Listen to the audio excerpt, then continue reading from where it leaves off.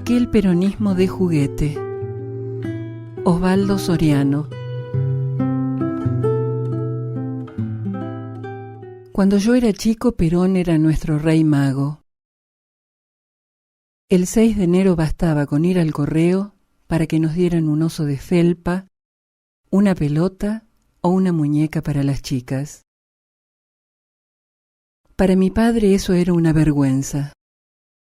Hacer la cola delante de una ventanilla que decía Perón cumple, Evita dignifica, era confesarse pobre y peronista.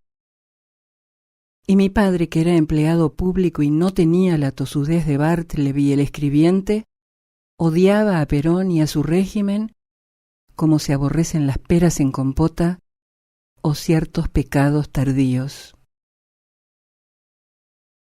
Estar en la fila agitaba el corazón. ¿Quedaría todavía una pelota de fútbol cuando llegáramos a la ventanilla? ¿O tendríamos que contentarnos con un camión de lata, acaso con la miniatura del coche de Fangio? Mirábamos con envidia a los chicos que se iban con una caja de los soldaditos de plomo del general San Martín. ¿Se llevaban eso porque ya no había otra cosa? ¿O porque les gustaba jugar a la guerra? Yo rogaba por una pelota, de aquellas de tiento que tenían cualquier forma menos redonda. En aquella tarde de 1950 no pude tenerla. Creo que me dieron una lancha a alcohol que yo ponía a navegar en un hueco lleno de agua abajo de un limonero. Tenía que hacer olas con las manos para que avanzara. La caldera funcionó solo un par de veces, pero todavía me queda la nostalgia de aquel chuf, chuf, chuf, que parecía un ruido de verdad, mientras yo soñaba con islas perdidas y amigos y novias de 17 años. Recuerdo que esa era la edad que entonces tenían para mí las personas grandes. Rara vez la lancha llegaba hasta la otra orilla. Tenía que robarle la caja de fósforos a mi madre para prender una y otra vez el alcohol, y Juana y yo, que íbamos a bordo, enfrentábamos tiburones, alimañas y piratas emboscados en el Amazonas. Pero mi lancha peronista era como esos petardos de Año Nuevo que se quemaban sin explotar. El general nos envolvía con su voz de mago lejano. Yo vivía a 1000 kilómetros de Buenos Aires y la radio de onda corta traía su tono ronco y un poco melancólico. Evita, en cambio, tenía un encanto de madre severa, con ese pelo rubio atado a la nuca que le disimulaba la belleza de los 30 años.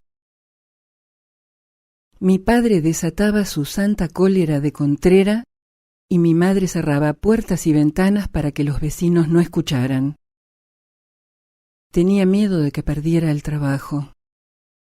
Sospecho que mi padre, como casi todos los funcionarios, se había rebajado a aceptar un carné del partido para hacer carrera en obras sanitarias, para llegar a jefe de distrito en un lugar perdido de la Patagonia, donde exhortaba al patriotismo a los obreros peronistas que instalaban la red de agua corriente. Creo que todo entonces tenía un sentido fundador. Aquel sobreestante que era mi padre tenía un solo traje y 2 o 3 corbatas, aunque siempre andaba impecable. Su mayor ambición era tener un poco de queso para el postre. Cuando cumplió 40 años, en los tiempos de Perón, le dieron un crédito para que se hiciera una casa en San Luis. Luego, a la caída del general, la perdió, pero seguía siendo un antiperonista furioso. Después del almuerzo pelaba una manzana mientras oía las protestas de mi madre porque el sueldo no alcanzaba. De pronto golpeaba el puño sobre la mesa y gritaba: «No me voy a morir sin verlo caer».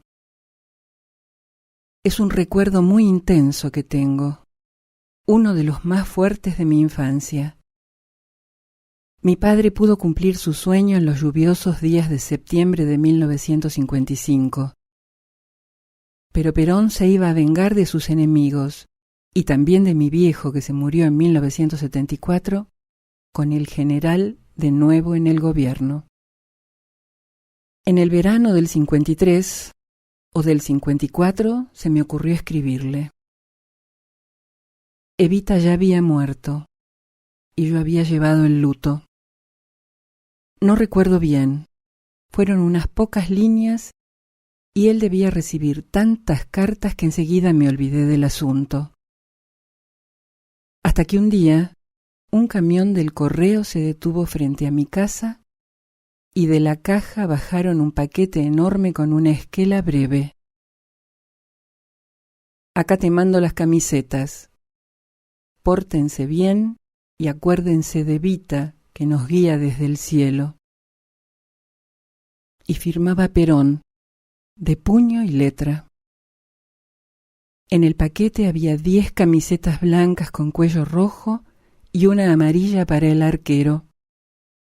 La pelota era de tiento, flamante, como las que tenían los jugadores en las fotos del gráfico. El general llegaba lejos, más allá de los ríos y los desiertos. Los chicos lo sentíamos poderoso y amigo. En la Argentina de Evita y de Perón, los únicos privilegiados son los niños, decían los carteles que colgaban en las paredes de la escuela. ¿Cómo imaginar entonces que eso era puro populismo demagógico? Cuando Perón cayó, yo tenía 12 años.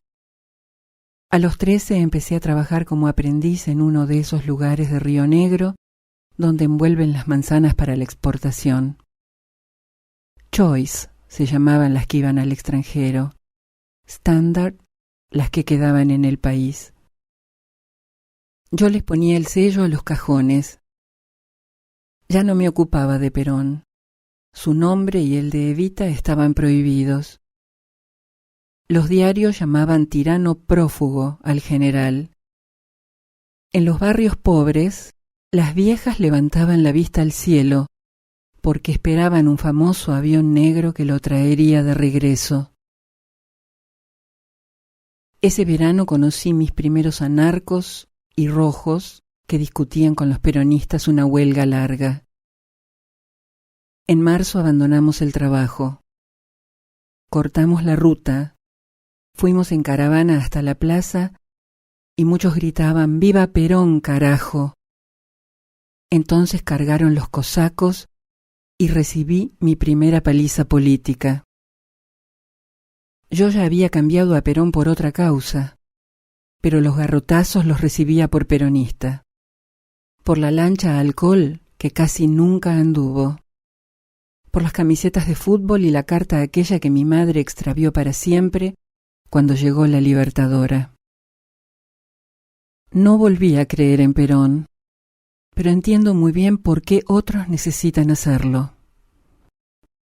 Aunque el país sea distinto y la felicidad esté tan lejana como el recuerdo de mi infancia al pie del limonero en el patio de mi casa.